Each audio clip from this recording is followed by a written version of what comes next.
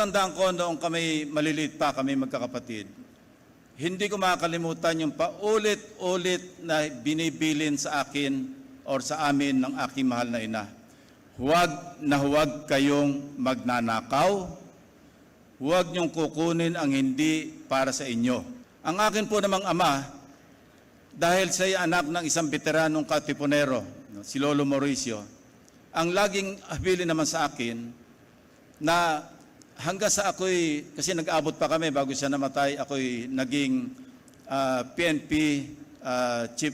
Chief PNP, Director General. Ang bili niya sa akin, simple lamang. Lagi mong pakakatandaan, Ping, sabi niya.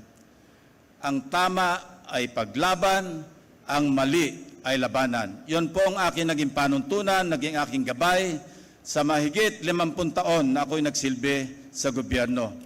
20 taon bilang sundalo, 10 taon bilang pulis, at 18 taon bilang senador. At ito po, Chairman, Commissioners, will be my 4th term as an elected Senator of the Republic. Mabuhay po ang Pilipinas, mabuhay ang COMELEC, at mabuhay po tayong lahat.